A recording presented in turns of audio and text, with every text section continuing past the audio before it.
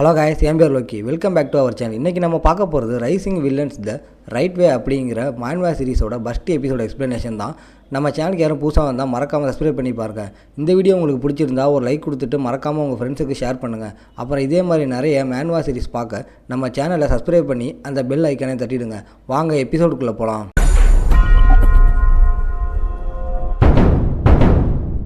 Story ஸ்டார்டிங்லேயே ஒரு பயங்கரமான உண்மையோடு ஆரம்பிக்குது. இன்னும் 10 வருஷத்தில் ஈஸ்டர்ன் ஃபெடரேஷன் கிங்டம் 5 பெரிய பாவங்களால் மொத்தமாக அழிஞ்சு போகுது. இதை தடுக்க நம்ம ஹீரோ தானே முன் வந்து ஒரு பொறுப்பை ஏற்றுக்கிறாரு. ஆனால் இது ஒரு மிகப்பெரிய வேலையாக இருக்கணும்னு அவர் கற்பனை கூட பண்ணி பார்க்கல. உண்மையை சொல்ல போனால் அவர் மாடர்ன் லைஃப்பில் மாட்டிக்கிட்ட ஒரு சாதாரண மனுஷன். வாரத்துக்கு 78 மணி நேரம்னு பிரேக் கூட இல்லாமல் உழைச்சவர். ஆனால் விதி விளையாடிடுச்சு. ஒரு ஃபேண்டசி வேர்ல்டில் இருக்கிற ஒரு நோபலோட உடம்புல அவர் கண்முழிக்கிறாரு. முதல்ல இது ஏதோ கனவுன்னு நினச்சி சந்தோஷப்பட்டார். ஆனால் அப்போ தான் அவருக்கு புரியுது, அவருக்கு படிக்க தெரியாது, எந்த விதமான மேஜிக்கோட சக்தியோ அவர்கிட்ட இல்லைன்னு.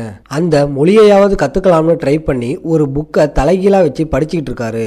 இதை பார்த்து அந்த பட்லருக்கே பேச்சு வரல. டின்னர் டைம் வந்தப்போ ஒரு மெய்டு பெரிய விருந்தே படைக்கிறாங்க. புது ஐடென்டிட்டியை நினச்சி சந்தோஷப்பட்டு அதை ஆர்வமாக சாப்பிட ஆரம்பிக்கிறாரு. புது வாழ்க்கையோட பர்க்ஸை நல்லா என்ஜாய் பண்ணுறாரு. குளிக்கிறதுக்கு பாத் கூட ரெடியாக இருக்குது. ஒரு கவுண்ட் ஹவுஸோட யங் மாஸ்டராக இருக்கிறது எவ்வளோ பெரிய பிளஸ்ன்னு அவருக்கு தோணுது. இப்படி ராஜ வாழ்க்கை வாழ்கிறது சொர்க்கம் மாதிரி இருக்குது. ஆனால் ஒரு பெரிய பிரச்சனை இருக்குது. அவர் ஆக்சுவலாக எங்கே இருக்காருன்னே அவருக்கு தெரியல. பொதுவாக வேறு உலகத்துக்கு போகிறவங்க அவங்களுக்கு தெரிஞ்ச நோவல் இல்லை கேமுக்குள்ளே தான் போவாங்க. அப்போது ஒரு மெய்டு வந்து அவரோட அண்ணனுங்க லியோ மற்றும் ஆண்டனியோ நாளைக்கு வராங்கன்னு சொல்கிறாங்க. இவருக்கு ஒன்றுமே புரியலை. சொந்த குடும்பத்தையே மறந்துட்டாரேன்னு அந்த மெய்டு ஆச்சரியப்படுறாங்க. அந்த பேருகளை யோசித்து பார்க்கும்போது அவருக்கு ஏதோ ஸ்ட்ரைக் ஆகுது. அந்த பேருங்க ரொம்பவே கேள்விப்பட்ட மாதிரி இருக்குது. அப்போதான் அவருக்கு புரியுது, அவர் சைக்கடீலியாங்கிற உலகத்தில் இருக்கார். அவரோட ஃப்ரீ டைமில் விளையாடின ஒரு டர்ன் பேஸ்டு RPG கேம் அது. ஆனால் அதில் ஒரு சிக்கல் இருக்குது. எப்போல்லாம் அந்த 5 கிரேட் வைசஸ் ஆன ராத், கிரீட், ஸ்லாத், ப்ரைட் மற்றும் அப்சஷன் வெளியே வருதோ அப்போ அந்த கிங்டம் மொத்தமாக அழிஞ்சிடும். இப்போ இவர் இருக்கிற இந்த பேலசியோ ஃபேமிலி அந்த கேமோட ஆரம்பத்தில் வர சைட் குவெஸ்ட்டில் ரொம்பவே கெட்ட பேர் வாங்கின ஃபேமிலி. மூத்த பையன் லியோ பேலசியோவை கிங் ஆஃப் லஸ்ட்டுன்னு, ரெண்டாவது பையன் ஆண்டனியோவை கிங் ஆஃப் வைஸ்னு சொல்லுவாங்க. இதை உணர்ந்த உடனே அவர் முட்டி போட்டு உட்கார்ந்துடுறாரு. அவருக்கு அந்த இடம் நல்லா ஞாபகம் வருது. கேமில் வர சப்குவஸ்ட் இதுதான். சுற்றி பார்த்தா அந்த மேன்ஷன் HSL சைக்கடீலியா கேமில் இருக்கிற மாதிரியே இருக்குது. அந்த 5 கிரேட் வைசஸ்னால முதல்ல அழிய போகிறது இந்த பேலசியோ குடும்பம் தான். இப்போ அவரோட ஐடென்டிட்டியான 3வது பையன் ஆலன் பேலசியோ ஒரு சின்ன வில்லன் கேரக்டர். அவனுக்கு ஒரு பயங்கரமான சாவு காத்துட்டு இருக்கு. இந்த உண்மை தெரிஞ்சதும் அவர் முகம் அப்படியே மாறிடுச்சு. தன்னோட சாவு உறுதியான்னு தெரிஞ்சாலும் அந்த நேரத்தில் கூட கேமில் அந்த கொஸ்ட் எவ்வளோ எக்ஸ்பீரியன்ஸ் பாயிண்ட் கொடுக்கும்னு தான் அவர் யோசிச்சுட்டு இருக்காரு.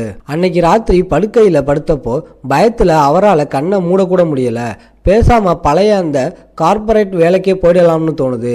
ஏன்னா அங்கே அட்லீஸ்ட் அவர் உயிருக்கு டைமர் எதுவும் செட் பண்ணலை. இந்த ஆடம்பரமான வாழ்க்கை இன்னும் 10 வருஷத்தில் முடிய போகுங்கிற பயம் அவரை ஆட்டி வைக்குது. இருந்தாலும் அவர் விட்டு கொடுக்க தயாராக இல்லை. இந்த உலகத்தில் என்ன நடக்கும்னு அவருக்கு ஏற்கனவே தெரியுங்கிறதுனால அந்த நாலேஜை தனக்கு சாதகமாக யூஸ் பண்ணிக்கலாம்னு நினைக்கிறாரு. விதியை மாற்றி அந்த 5 வைசஸ் உருவாவதை தடுக்க கிங்டமை காப்பாற்றலாம், அவரோட நிம்மதியான வாழ்க்கையும் காப்பாற்றலாம். இது சாத்தியம்னு தான் தோணுது. ஏன்னா அந்த வைசஸ் எல்லாமே இப்போதைக்கு சின்ன குழந்தைகளாக தான் இருக்காங்க. ஆனால் பிரச்சனை என்னன்னா அவர்கிட்ட எந்த சக்தியும் கிடையாது. பவர் இல்லாத ஒருத்தர் எப்படி விதியை மாற்ற முடியும்? 2 மாதத்துக்கு அப்புறம் அவர் தன்னோட முதல் பெரிய மூவை பண்ணுறாரு. ஆனால் நேரடியாக அவர் கையால் இல்லை. அவரோட நைட்டான எவன் ஒரு ஹியூமன் எக்ஸ்பெரிமெண்டேஷன் ஃபெசிலிட்டியிலிருந்து கொஞ்சம் அநாத குழந்தைகளை வெற்றிகரமாக காப்பாற்றுறாரு. அந்த குழந்தைகளை உட்டியாங்கிற ஒரு பொண்ணுக்கிட்ட ஒப்படைச்சிட்டதா எவன் ரிப்போர்ட் பண்ணுறாரு. யங் மாஸ்டரும் அதை கேட்டு சரின்னு தலையாட்டுறாரு. எவன் மேலே நம்பிக்கை வச்சது வீண் போகலைன்னு அவருக்கு சந்தோஷம். ஆனால் அவர் முகத்தில் இப்போலாம் உணர்ச்சிகளே வரதில்லைங்கிறதால அவர் தலையாட்டினது பாராட்ட இல்லை கண்டுக்காமல் இருக்காரான்னு எவனால் கண்டுபிடிக்க முடியலை. அதை தெளிவுபடுத்த யங் மாஸ்டர் கஷ்டப்பட்டு சிரிக்கிறாரு. ஆனால் அது எவனுக்கு இன்னும் குழப்பத்தை தான் தருது. பழைய ஆலன் முகத்தை பார்த்தாலே கண்டுபிடிச்சிடலாம். ஆனால் இப்போ அவரோட நடவடிக்கையே மாறி போச்சுன்னு எவன் நினைக்கிறாரு. முன்னாடி உணர்ச்சிகள் எல்லாம் முகத்தில் தெரியும், இப்போ சிலையில் வடித்த மாதிரி இருக்கு. ஒருவேளை ஆலன் உடம்புக்குள்ள இவர் வந்ததுனால எல்லாம் இப்படி உறைஞ்சி போச்சோன்னு ஹீரோக்கு சந்தேகம் வருது. எவனும் வேற வழி இல்லாம அதை ஒரு பாராட்டா ஏத்துக்கிறாரு.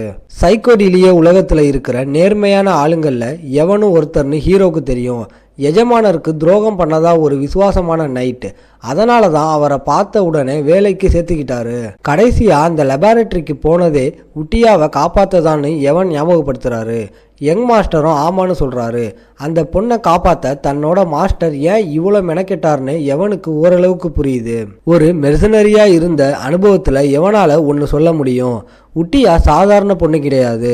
அவளோட பலத்தை பார்த்தா அவன் ஏன் இத்தனை நாளா தன்னை அடைச்சி வைக்க அனுமதிச்சானே இவருக்கு புரியல. அவளை ஏன் மேன்சனுக்கு கூட்டிட்டு வரல, அவளை போய் ஆர்ஃபனேஜில் விடுறது வேஸ்ட் இல்லையான்னு எவன் கேட்குறாரு. நம்ம ஹீரோவும் வாய் வார்த்தையா சரின்னு சொன்னாலும் மனசுல வேற திட்டம் வச்சிருக்காரு.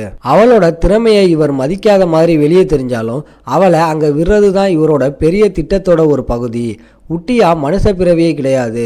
கேமோட ஒரிஜினல் கதைப்படி அவ வேற உலகத்துல சக்தியோட ஒப்பந்தம் செஞ்சு கடைசியில கோபங்கிற அந்த 5 கிரேட் வைசஸ்ல ஒருத்தியா மாறிடுவா. இப்போ இவர் தலையிட்டதுனால அந்த மோசமான விதி தடுக்கப்பட்டிருக்கு. அவ எந்த கெட்ட சவகாசமும் இல்லாம அமைதியா வளரணும்.